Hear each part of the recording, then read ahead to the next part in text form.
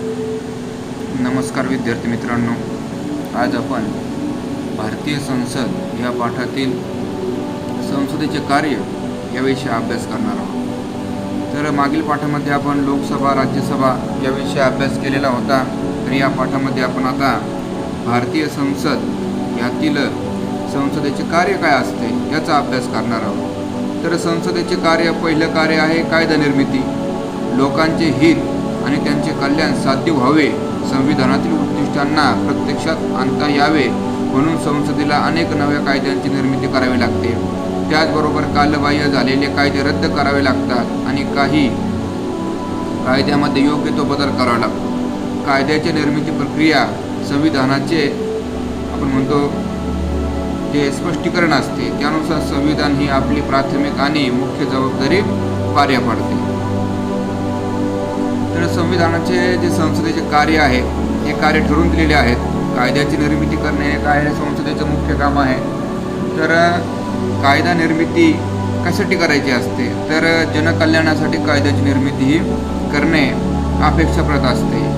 जसा जग बदलत असतं, जगानुसार लोकांच्या समाजाच्या गरजा बदलत असतात आणि समाजाच्या गरजा बदलल्यानंतर समाजाच्या ध्येय उद्दिष्टानुसार विविध सरकारला कायदे करावे लागतात।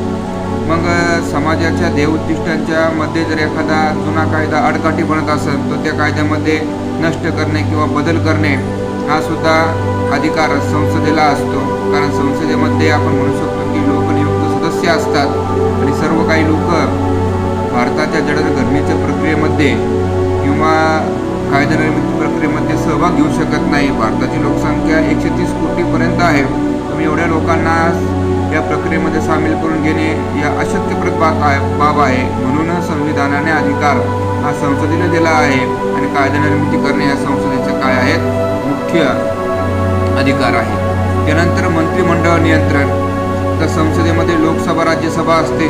लोकसभेमध्ये सुद्धा विरोधी पक्षाचे पण नेते असतात जे निवडून आलेले असतात। त्यामुळं पंतप्रधान आणि त्यांचे मंत्रिमंडळ यांनी संसदेच्या नियमांच्या अधीन राहून कार्य करावे असे याच्यामध्ये ठरलेले असते आणि त्यामुळं त्यांच्यावर नियंत्रण ठेवण्यासाठी विविध मार्गांमध्ये संसद काय करत असते, विविध मार्गांचा अवलंब करत असते। संसदेला डावलून मंत्रिमंडळ कारभार करू शकत नाही आणि त्यामुळं ही संसदेवर नियंत्रण ठेवण्याचे जे अधिकार आहेत हे आहेत आपल्या संसदेला। मंत्रिमंडळ काय करायचे, नियंत्रण ठेवण्याचे अधिकार संसदेला आहे। संसदेमध्ये राज्यसभा, लोकसभेमध्ये विरोधी पार्टीचे नेते असतात, राज्यसभेमध्ये सुद्धा असतात। अशा पद्धतीनं विविध प्रकारे प्रश्न उत्तरांच्या माध्यमाने ते सरकारच्या ध्येय धोरणावर आपण म्हणू शकतो की नियंत्रण ठेवतात। चुकीचे धोरण असेल तर त्यावर ते आक्षेप घेतात। अशा पद्धतीनं पंतप्रधान आणि मंत्रिमंडळ यांच्याकडून कोणत्याही प्रकारचे गैरवर्तणूक होणार नाही हे पाहण्याचं काम संसदेचं असतं आणि अशा पद्धतीनं प्रत्यक्षपणे मंत्रिमंडळ नियंत्रण ठेवण्याचं काम हे संसदेला करावं लागतं। त्यानंतर संविधान दुरुस्ती। भारतीय संविधानात काही बदल करायचे झाल्यास संसद त्या संदर्भात निर्णय घेते। संविधानात दुरुस्ती करायचा प्रस्ताव महत्त्वाचा असतो। त्याला आवश्यकतेनुसार संसद चर्चा करून तो प्रस्ताव स्वीकारायचा की नाही ते ठरवत असते। भारताच्या संविधानात दुरुस्तीच्या पुढील पद्धती आहेत। आता भारतीय जे संसद आहे ही भारतीय संसद संविधान दुरुस्ती करत असते। संविधानाची चौकटीला धक्का न बसता ही संविधानाची दुरुस्ती करावी लागते। पहा, मग संविधानाची दुरुस्ती करताना त्याला एक प्रक्रिया असते। ही प्रक्रिया थोडीशी आपण म्हणू शकतो की महत्त्वाची असते। त्यामुळे प्रक्रियेला विशेष महत्त्व असतं कारण संविधान हे आपल्या भारताचा गाभूत घटक आहे। संविधानामध्ये जर अवास्तव बदल करत गेले तर लोकशाही धोक्यात येऊ शकते। म्हणून संविधानाच्या महत्त्वाच्या ज्या चौकटीला, लोकशाहीच्या चौकटीला तडा न जाता, धक्का न पोचता त्यातल्या त्यात बदल करणं हे संसदेचे काम असते। त्यानुसार मग संविधानात पुढील प्रमाणे दुरुस्ती करता येते। एक म्हणजे भारताच्या संविधानातील काही तरतुदी संसदेत साध्या बहुमताने सुद्धा घेतल्या जातात। काही तरतुदींना विशेष बहुमत लागते म्हणजे 2/3 बहुमताची गरज असते। तर अति महत्त्वाचे जर तरतुदी किंवा बदल करायचे असतील संविधानामध्ये आपण दुरुस्ती करायची असेल तर विशेष बहुमत आणि निम्म्यापेक्षा जास्त घटक राज्यांची मान्यता त्याला आवश्यक असते. अशा पद्धतीनं सर्वमान्य अशा ज्या बदल असतात हे बदल संसदेमध्ये होत असतात पहा. आणि हे बदल होत असताना त्या दुरुस्त्या किती महत्त्वाच्या आहेत, महत्त्वाच्या आहेत का, विशेष महत्त्वाच्या आहेत का, अतिविशेष महत्त्वाच्या आहेत, यानुसार त्यांच्यामधील मतदानाची प्रक्रिया बदलत जाताना आपल्याला दिसते. साधारण जर दुरुस्ती असेल तर बहुमत लागते, विशेष दुरुस्ती असेल तर 2/3 बहुमत लागते, आणि अतिविशेष जर दुरुस्ती असेल तर त्यामध्ये आपण म्हणू शकतो की अतिविशेष बहुमतासाठी गरज असते. अतिविशेष बहुमत म्हणजे काय, संसदेचे ते बहुमत लागते 2/3, त्याबरोबर निम्म्या घटक राज्याचे त्याला काय लागते, परवानगी लागते. असे विविध प्रकारचे जे विशेष जे बाबी असतात त्यांची गरज तिथं असते पहा. उदाहरणार्थ एखाद्या राज्याची नवीन राज्याची निर्मिती करायची, हे यासाठी काय करावं लागतं, आपल्याला विशेष बहुमताची गरज असते. आरक्षणामध्ये बदल करायचा असेल तर आपल्याला अतिविशेष महत्त्वाचे बदल करायचे असल्यावर 3 नंबरचे जे आपण म्हणू शकतो की अतिविशेष बहुमत याची आवश्यकता असते. अशा पद्धतीनं आपण म्हणू शकतो की संसदेच्या कार्यामध्ये सर्वात पहिलं म्हणजे कायदा निर्मिती, दुसरं म्हणजे मंत्रिमंडळावर नियंत्रण ठेवणे, आणि तिसरं म्हणजे संविधानात दुरुस्ती. असे विविध कार्य त्याला पार पाडावे लागतात. आता लोकसभा ज्यांच्या अध्यक्षतेखाली चालते त्या लोकसभेचे अध्यक्ष असं म्हणतात. मग या लोकसभेच्या अध्यक्षांची आपल्याला माहिती घ्यायची आहे. तो लोकसभेच्या निवडणुकीत जे निवडणूक होते, निवडणुकीत आपण म्हणू शकतो की जे पात्र उमेदवार असतात ते लोकसभेमध्ये येतात. लोकसभेच्या यांच्या पहिल्याच बैठकीत लोकसभेचे सदस्य आपल्यापैकी एकाचे अध्यक्ष म्हणून काय करतात, निवडणूक करत असतात. म्हणजे अशा पद्धतीनं आपल्यातलाच एक अनुभवी तज्ज्ञ व्यक्ती काय करत असतात, लोकसभेचे अध्यक्ष म्हणून ठरवला जातो. यामध्ये आपण पाहतो की जो विजेता पक्ष आहे किंवा निवडणुकी जिंकलेला पक्ष आहे त्याच पक्षाचे काय असतात, अध्यक्ष हे निवडले जातात, आणि त्यांच्यातीलच एक उपाध्यक्ष म्हणून सुद्धा काय केला तो निवडला जातो. उपाध्यक्षाचे काम काय असतं, जेव्हा अध्यक्ष गैरहजर असतील तेव्हा लोकसभेचे कामकाज हे उपाध्यक्षांच्या मार्गदर्शनाखाली चालत असते. लोकसभा भारतीय जनतेचे प्रतिनिधित्व करत असते आणि अध्यक्ष लोकसभेचे प्रतिनिधित्व करत असतो. अध्यक्षपदावर निवडून आलेल्या अध्यक्षांनी संपूर्ण सभागृहाचे कामकाज अतिशय निष्पक्षपातीपणे चालवणे ही अपेक्षा असते.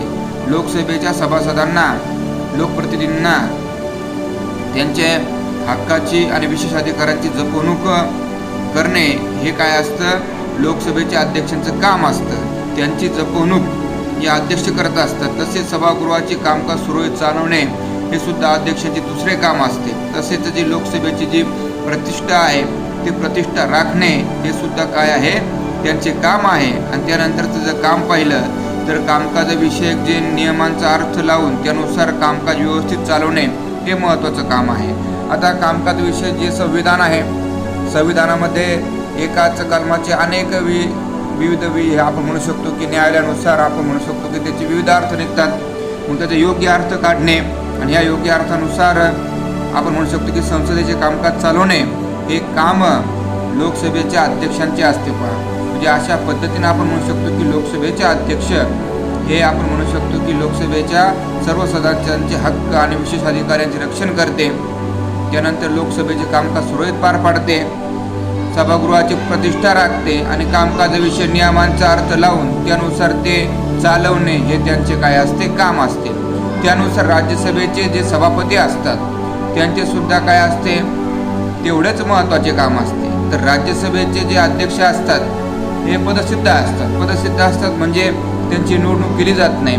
भारताचे जे उपराष्ट्रपती आहेत त्यांना राज्यसभेचे सभापती होण्याचा काय आहे, मान देण्यात आलेला आहे. अशा पद्धतीनं राज्यसभा उपसभापती ही काय करतात, राज्यसभेची शिस्त राखतात, चर्चा घडून आणतात, सदस्यांना बोलण्याची संधी देतात. असे विविध प्रकारचे कार्य भारताचे उपराष्ट्रपती म्हणजेच राज्यसभेचे सभापती यांना करावे लागतात. आता या संदर्भात अजून महत्त्वाची माहिती म्हणजे लोकसभा व राज्यसभा या दोन्ही सभागृहांमध्ये सारखेच अधिकार असतात, पण काही बाबतीमध्ये त्यांच्या अधिकारात आपल्याला फरक दिसून येतो. लोकसभेला अर्थविषयक अधिकार असतात. अर्थ म्हणजे पैशाविषयी, म्हणजे आर्थिक जे विधेयक असतं हे आर्थिक विधेयकावर लोकसभेच्या सदस्यांचे मतदान महत्त्वाचे असते.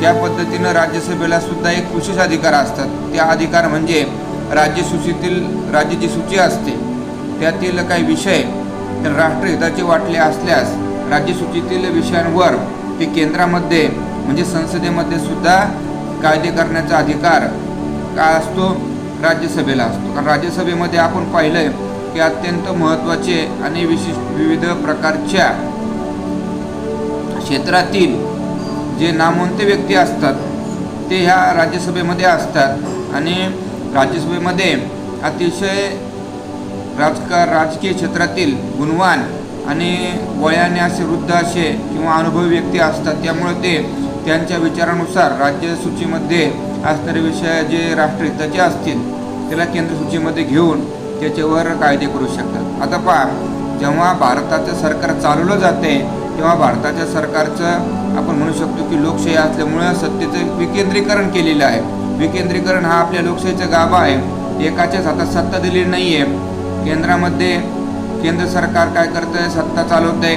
तसंच राज्यामध्ये सुद्धा राज्य सरकार सत्ता चालवताना आपल्याला दिसतं. जिल्ह्यामध्ये जिल्हा परिषद असतात, तालुक्यामध्ये पंचायत समिती, ग्रामीण भागात ग्रामपंचायती असतात. अशा पद्धतीनं भारतामध्ये जे अधिकार आणि कायदे आहेत यांचं विभाजन केलेलं आहे. त्यामुळं काय होतं, सत्तेचं विकेंद्रीकरण होतं, सत्तेचा दुरुपयोग होणं टाळतं. त्यामुळं आपण म्हणू शकतो की केंद्राला निर्णय घेण्यासाठी काही विशेष विषय दिलेले आहेत, तर राज्याला पण आपल्या राज्यामध्ये काही विशेष आपण म्हणू शकतो की अधिकार देण्यात आलेले आहेत.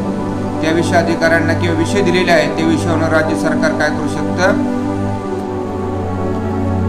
नियम तयार करू शकतं. तसंच केंद्राला पण विशेष अधिकार देण्यात आलेले आहेत. त्याच विशेष अधिकारांनुसार ते काय करू शकतं, राज्यावर नियंत्रण करू शकतं. पहा, म्हणजे अशा पद्धतीनं केंद्र आणि राज्यामध्ये अधिकारांचे विभाजन केलेले आहे. केंद्र सरकार राज्यसूचीतील विषयांवर हस्तक्षेप करत नाही, तर राज्य सरकार केंद्र सरकारकडे असणाऱ्या विषयांवर किंवा सूचीवर हस्तक्षेप करत नाही. तर या दोन्हीमध्ये एक समवर्ती सूची असते. त्यात असे काही विषय असतात की केंद्राला पण त्याची गरज असते, राज्याला पण गरज असते. अशा दोन्ही प्रकारच्या ज्या विषय असतात ते समवर्ती सूचीमध्ये घेतलेले असतात. अशा पद्धतीनं जर कधी राज्यसूचीतील राज्याच्या किंवा राज्यातील मंत्रिमंडळाचे आधिपत्याखाली असलेले विषय जर राष्ट्रासाठी हिताचे असतील तर राज्यसभा ते विषयांवर काय करू शकतं, स्वतः कायदे करू शकतं. अशा पद्धतीनं केंद्रीय राज्य जी सभा आहे राज्यसभेला राज्यसूचीतील महत्त्वाच्या विषयावर कधी कायदे करण्याचा सुद्धा अधिकार आहे, तो लोकसभेला नाही आहे. लोकसभेचा विशेष अधिकार म्हणजे कोणता, आर्थिक गोष्टीवर मतदान करणे किंवा आर्थिक गोष्टीवर आपण म्हणू शकतो की तिथं आपले मत मांडणे किंवा ते मंजूर करणे हे विशेष अधिकार लोकसभेचे आहेत. राज्यसभेचे आहेत की राज्यसूचीतील एखादा विषय राष्ट्रहिताच्या दृष्टीने महत्त्वाचा असेल तर संसदेत त्याविषयी कायदा करण्यास वाटल्यास राज्यसभा त्याविषयी कायदा करू शकते. आता जे कायदा दुरुस्ती असते, हे जे कायदे केले जातात, हे कायदे करण्यासाठी संसदेमध्ये आपण म्हणू शकतो की एक प्रक्रिया आहे, त्याला कायदे निर्मितीची प्रक्रिया असं म्हटलं जातं.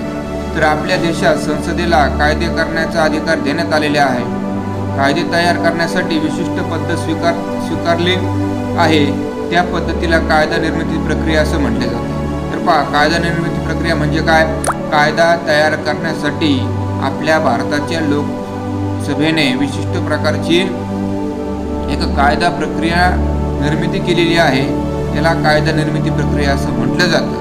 मग या कायद्याचा जो कच्चा मसुदा सर्वप्रथम मांडला जातो समितीसमोर, त्याला सूचना आपण म्हणू शकतो की बाबा आम्हाला हा कायदा करायचा आहे. मग तो कायदा करण्याचा जी पहिली प्रस्तावना मांडली जाते त्याला कच्चा मसुदा म्हणतात. हा कच्चा मसुदा किंवा आराखडा याला कायद्याचा प्रस्ताव किंवा विधेयक असं म्हटलं जातं. सर्वात सुरुवातीला एखाद्या खात्याला, उदाहरणार्थ कृषी खाते आहे, त्याला शेतकऱ्यांसाठी विविध योजना तयार करायच्या. मग योजना ह्या कायद्याद्वारे तयार केल्या जातात. कायदा म्हणजेच योजना. मग ह्या शेतकऱ्यांसाठी एखादा कायदा त्यांना करायचा आहे, शेतकऱ्यांना कर्जमुक्ती द्यायची आहे. मग ही कर्जमुक्ती देण्यासाठी त्या देशाच्या जे